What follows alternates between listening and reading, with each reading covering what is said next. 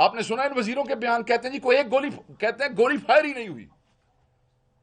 मतलब मैं तो इनकी बेहिसी के ऊपर हैरान हूं कि ये कहते हैं गोली फायर ही नहीं। सो ये लोग वो दिलेर और बहादुर थे जो अपने पुरअमन आईनी एहतजाज के हक को एक्सरसाइज कर रहे थे। किसी को हक नहीं था इनके ऊपर गोलियां बरसाने का। इवन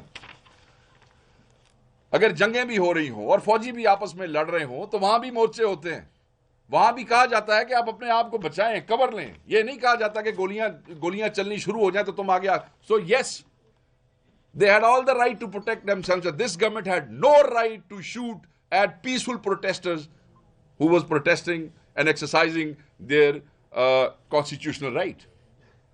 ये बातें करते हैं और इनको शर्म नहीं आती है। एक वजीर कहता है कि रियासत के सब्र का पैमाना लबरेज हो जाएगा। मैंने तो ये पढ़ा और सुना था कि रियासत मां की सी होती है। मैंने तो मां के सब्र का पैमाना लबरेज ऐसे होते हुए नहीं देखा है। यह रियासत का सब्र का पैमाना लबरेज हुआ कि जो रियासत मां होती है वो अपने बच्चों की जान लेना शुरू कर देती है। ये क्या किया आप लोगों ने? ये नस्लें माफ नहीं करेंगी। नफरतों के वो बीज और वो रिश्ते कायम कर लिए आपने कि ये आपको नस्लों तक हॉन्ट करेंगे।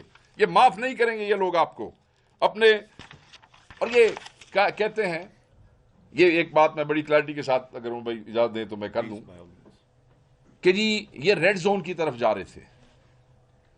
एक जगह ये भी आया, एक तरफ कहते हैं गोली नहीं चली, दूसरी तरफ कहते हैं कि रेड जोन की तरफ जा रहे थे। तो वहां so let me be on record, जिसको गोली मारी गई वो सी पैक रूट पे जिस वक्त साउथ केपी का काफला, जिसको कैप्टन उमर अमीन लीड कर रहे थे अपने बाकी एमएनएज एमपीएस के साथ और बाकी जिलों के साथ, वो जिस वक्त दाऊद खेल पहुंचा तो पहला प्रोटेस्टर जो है उसको गोली वहां लगी है।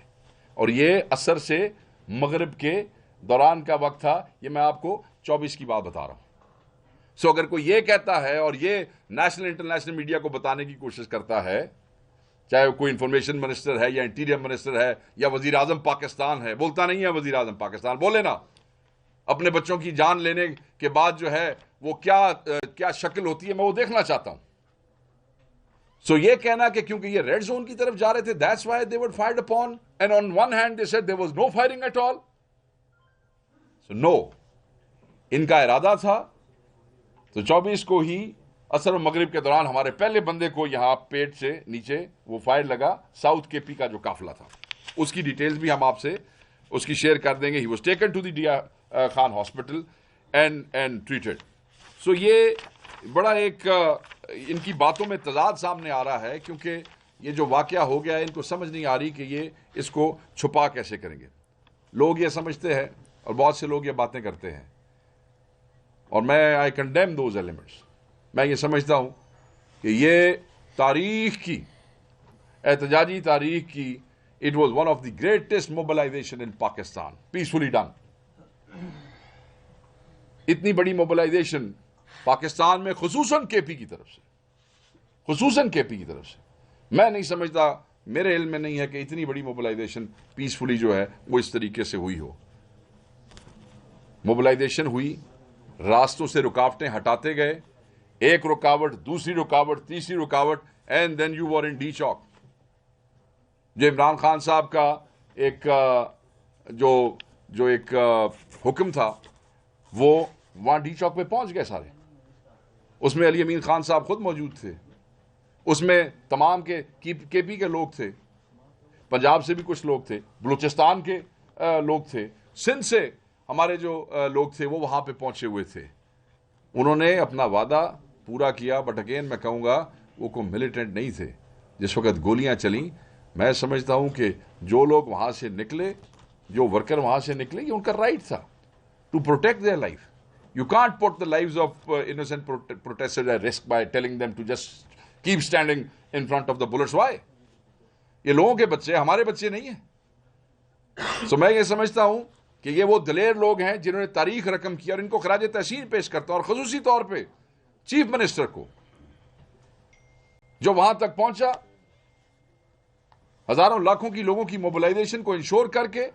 और उसके बाद जब आपके सूबे की इज्जत का सवाल आया कि अपने कायद की बीवी जो है, अगर वो वहां से अरेस्ट हो जाती या वो उनको अगवा कर लिया जाता या उनको मार लिया जाता तो सारी आने वाली नस्लों के लिए भी वो लोग कहते कि ये पख्तूनों का चीफ मिनिस्टर गया था और वो करके आ गया। उसने अपनी जान पे खेल के ये इंश्योर किया कि पख्तून रिवायात, केपी की रिवायात के हवाले से वो किसी के आगे शर्मिंदा ना हो, किसी को ये उंगली उठाने का मौका ना मिले।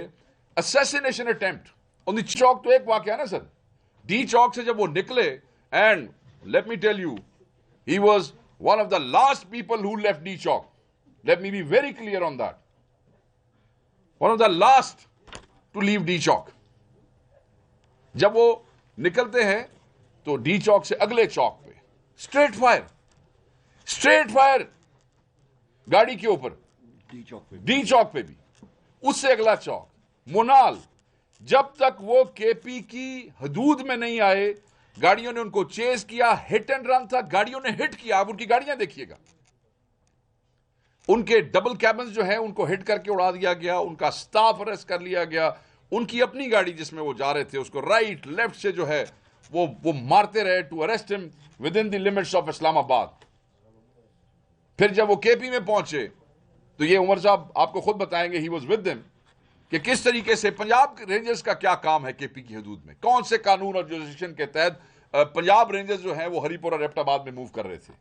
वो भी आपको अभी उसको एक्सप्लेन करेंगे। तो मैं ये समझता हूं कि मैं केपी की रवायात को अपहेल्ड करने के हवाले से मैं चीफ मिनिस्टर को खराज तहसीन पेश करता हूं। और मैं समझता हूं कि जो दलेर लोग जो केपी से गए, जिन्होंने बेसिकली जो रूह रवां थे इस सारे मार्च के, उनको सलाम है, उन माओं को सलाम है जिनके बच्चे शहीद हुए, उनकी नस्लों को सलाम है। हमारे जो वर्कर्स हैं, गिरफ्तारियों के हवाले से आपने देखा होगा कि मीडिया ने भी रिपोर्ट किया, इंटरनेशनल मीडिया ने भी, हम भी आपको वक्तन फक्तन बताते रहे। हमारे हिसाब से 5,500-1,000 आदमी पाकिस्तान में अरेस्ट किया गया before 24 of November in different operations in different provinces. 5,500 हर जिले के अंदर। ये मैं पंजाब को साथ इंक्लूड कर रहा हूं, सिंध, बलोचिस्तान, हर जिले में से बंदे उठाए गए, बड़ी तादाद में बंदे उठाए गए। और वो कोई एफआईआर्स के, वो सिर्फ वो जो सिक्योरिटी ब्रांच की लिस्टें होती है ना जी, वो पंजाब हुकूमत बैठी है, पता नहीं ये क्या दिल रखते हैं और ये क्या इंसानियत है, इन्हें कोई शर्म नहीं है, उनका कोई रिकॉर्ड नहीं होता। वो एक स्पेशल ब्रांच ने एक लिस्टें बनाई हुई हैं, उनमें सिर्फ पीटीआई के बच्चों को ये ऐड करते रहते हैं, उनके वर्कर्स को ऐड करते रहते हैं। जैसे ही कोई कॉल आती है वैसे ही छापे शुरू हो जाते हैं और बंदे। ये बात का फिक्र है। अब का फिक्र आप देखें तो आपने ये जो पुलिस के लोगों को बिठा के उनसे प्रेस कॉन्फ्रेंसेस करवाई जा रही हैं, वो कहता है एक के पिंडी में 700 बंदे गिरफ्तार हुए हैं, अटक वाला कहता है कि हमने 1100 गिरफ्तार किए हैं। ये इनका फिक्र है। हम ये समझते हैं कि हमारे बहुत से लोग, सैकड़ों हजारों में जो मिसिंग है वो भी इनके पास है। ये फिगर ये ऑन रिकॉर्ड दे रहे हैं, हम इसको नहीं मानते हैं। हम समझते हैं कि ये फिगर इससे बहुत ज्यादा है। और मैं अपने तमाम वर्कर्स को आज इस प्रेस कॉन्फ्रेंस के उससे वसासत से कहूंगा कि जो अटक में गिरफ्तार हैं, जो पिंडी में गिरफ्तार हैं, तहरीक इंसाफ के लोग, वर्कर, पार्टी को भी हम इंस्ट्रक्शंस दे रहे हैं, खुद भी कर रहे हैं, जितने लोग पहुंच सकते हैं। ये जो हमारे बच्चे वहां पे अरेस्ट हैं, इनके लिए हमारी लीगल टीमें मोबिलाइज हो गई हैं। जो बच्चे अरेस्ट हैं, इनको कंबल, इनको कपड़े, इन बच्चों को कोई भी जो फैसिलिटेशन है वो हम भी कर रही है। और जिन जिन जिलों के अंदर ये गिरफ्तार है, ये तमाम पाकिस्तान तहरीक इंसाफ के लोगों को डायरेक्शन जो है वो जारी हो रही है कि आप फौरी पहुंच के उनको हेल्प करें। ये वो लोग हैं जिन्होंने आपकी और मेरी आज़ादी के लिए, खान की हकीकी आज़ादी के ख्वाब के लिए, इन्होंने ये सारी कुर्बानी दी है। गाड़ियां, आप लोगों के सूबे में से सबसे बड़ी मोबिलाइजेशन थी, सैकड़ों हजारों गाड़ियां वहां खड़ी हैं। आज एक वीडियो आई है जो सरकारी लोग यूनिफॉर्म में, पुलिस और बाकी कानून नाफिज करने वाले इदारे खड़ी हुई गाड़ियों के शीशे तोड़ रहे हैं।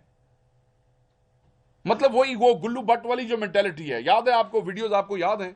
वो वीडियो आज शेयर की है किसी ने, मैंने अभी थोड़ी देर पहले देखी है। ऑब्वियसली आप में से किसी भाई ने हिम्मत की होगी। लोग यूनिफॉर्म में खड़े होकर गाड़ियां तोड़ रहे हैं। भाई, who has given you this right to destroy the property of Pakistani people? कानून है ना 3 साल के सजा का अगर कोई डी चौक में बगैर इजाजत आए तो दो उनके ऊपर 3 साल वाले कानून के तहत FIR और पेश करो उनको अदालतों के अंदर, और फिर जज फैसला करेंगे उनका। आपने उनको गोलियां मारी, फिर जब वो बेचारे वहां से निकले अपनी जान बचाने के लिए, तो उसके बाद आप उनकी प्रॉपर्टीज जो है वो तबाह करते हैं, उन गाड़ियों को। ये क्या है? व्हाट काइंड ऑफ अ गुंडागर्दी इज दिस? ये तो कोई हुकूमत या रिजीम नहीं, ये तो मुझे बुली लगते हैं।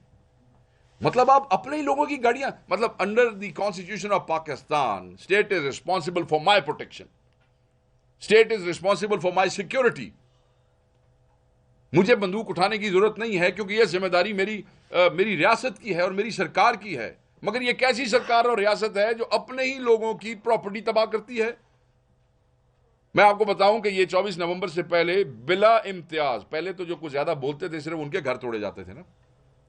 पंजाब में हर MNA MPA के घर में घुस के उसको रैंसैक किया गया, तबाह किया गया। और मेजॉरिटी लोगों को हमने कहा कि डोंट शेयर, इससे वर्कर में कोई खौफ पैदा ना हो, आप हौसला करें, ये तो रूटीन चलती रहेगी। वो चीजें अब सामने आ रही हैं सारी कि इन्होंने लोगों के साथ क्या किया है। हमारे उन लोगों को कंबल, गर्म कपड़े, इन सब चीजों की जरूरत है, और मैं पार्टी के दोस्तों को कहूंगा कि वो उस पर हेल्प करें। एक नया आपने देखा होगा कि बलूचिस्तान असेंबली के अंदर एक करारदाद आई है। बलूचिस्तान असेंबली में करारदाद आई है। वो क्या करारदाद है कि जी आप पाकिस्तान तहरीक इंसाफ को बैन कर दें। मैं मतलब ये इन अहमकों की हमाकतों में रोज इजाफा होता है, इससे ज्यादा कुछ नहीं कह सकता हूं। आप बैन कर सकते हैं तो बैन कर दें। हम भी KP असेंबली के अंदर करारदाद ले आते हैं कि आप पीपल्स पार्टी और मुस्लिम लीग नून को भी बैन कर दें। जो तुम्हारे बलूचिस्तान में करारदाद लाने से PTI बैन हुई ना, तो इंशाल्लाह फिर हमारे KP के अंदर करारदाद लाने से फिर नून लीग और पीपल्स पार्टी को भी बैन होना पड़ेगा। और हम लेके आएंगे अब ये करारदाद, आप ले आए हैं, अब हम भी लेके आएंगे KP असेंबली में ये करारदाद के ठीक है जी, ये जो फस्तायत के आर्किटेक्ट्स है ना, इनको भी हमें इसी तरीके से डील करना चाहिए जैसे ये लोगों को डील कर रहे हैं। बहुत सी चीजें हैं जो सामने आ रही हैं। हम आपको सिर्फ कंफर्म चीजें आपके साथ शेयर करना चाहते हैं कि कल हमें आपके सामने जब हम जवाबदेह होंगे तो कोई चीज ऑथेंटिक हो सके। अब बार बार कहते हैं, आपने खबरें सुनी होगी कि गवर्नर राज जो है वो हम लगा देंगे, या ये खबरें निकल रही हैं। ये भी हमाकतों में से एक और हमाकत होगी। ये आप करके देख लें। आप अपने एक सूबे के खिलाफ ये जहर आप कब तक उगलेंगे और कब तक आप उसको वो करेंगे, इसकी कोई हद नहीं है। मगर KP के अवाम ने जिस तरीके से पहले इस फसाइयत का मुकाबला किया है, डी चौक में पहुंच के साबित किया है कि ये किसी से डरते नहीं है, किसी से घबराते नहीं है और हमेशा हक और सच के साथ खड़े होते हैं। ये आपकी हर साजिश को नाकाम करेंगे, आपके हर होछे, घटिया, गंदे हथकंडों को जो है वो ये नाकाम बनाएंगे। और ये आपकी सिर्फ सोच है कि आप ये समझते हैं कि ये मामला जो ऐसे ख़त्म हो जाएगा। इस पर हम लीगल कार्रवाई करेंगे, हम इसको ऐसे नहीं जाने देंगे। तमाम वो घर जो पंजाब में तोड़े गए हैं, सबको अर्ज किया जा रहा है पार्टी की तरफ से कि उसके खिलाफ अदालतों में जाएंगे। जो पहले 1 साल से बर्दाश्त कर रहे हैं, नहीं अब नहीं होगा, अदालतों में जाएंगे। और जो DPOs, चाहे कोई पंजाब का IG है, चाहे कोई इस्लामाबाद का IG है, ये सारी FIR जो हैं, ये हम इस पर डिमांड करते हैं कि ये फौरी से पहले दी जाएं। हम जिम्मेदार समझते हैं शहबाज शरीफ को, हम जिम्मेदार समझते हैं इंटीरियर मिनिस्टर को, और बिल्कुल ये जो रोज आके TV पे बैठ के हमें धमकियां देते हैं सारी पाकिस्तानी अवाम को और इमरान खान के चाहने वालों को, वो जो एक इंफॉर्मेशन मिनिस्टर है, उसको भी जिम्मेदार समझते हैं। ये तमाम लोग जो हैं, चाहे प्राइम मिनिस्टर है, चाहे इंटीरियर मिनिस्टर है, चाहे इंफॉर्मेशन मिनिस्टर है, ये सारी जो ये रिजीम है, ये सारी जो हुकूमत है, ये हमारे इन बच्चों के, इन शहीदों के कातिल हैं। ये जो है ये ऑर्डर देने वाले हैं, ये पहले धमकियां देते हैं, पहले धमकियां दी। आपने देखा कि इंटीरियर मिनिस्टर ने कहा कि 5 मिनट तक फायरिंग करेंगे तो इनमें से कोई खड़ा नहीं रहेगा, सारे भाग जाएंगे। और उसके बाद 7-26 नंबर वाला वाकया हो गया, फिर आके गुफ्तगू की इंटीरियर मिनिस्टर ने, और फिर ये वाला वाकया हो गया। तो ये जमीन पे खुदा बनने की जो आपकी ख्वाहिश है, ये कौम पूरी नहीं होने देगी। ये जो अंधेरा दौर है ये खत्म हो जाएगा। आप लोगों को ये जो काम आपने किया है, आपको इसका जवाब देना पड़ेगा, अदालतों में जवाब देना पड़ेगा। आपको आइन के मुताबिक आपको इस मुल्क की कानून के सामने जवाबदेही करनी पड़ेगी। ये जो कत्ल हैं, ये जो शहादतें हैं, इसमें आप बिल्कुल बच के नहीं जा सकेंगे।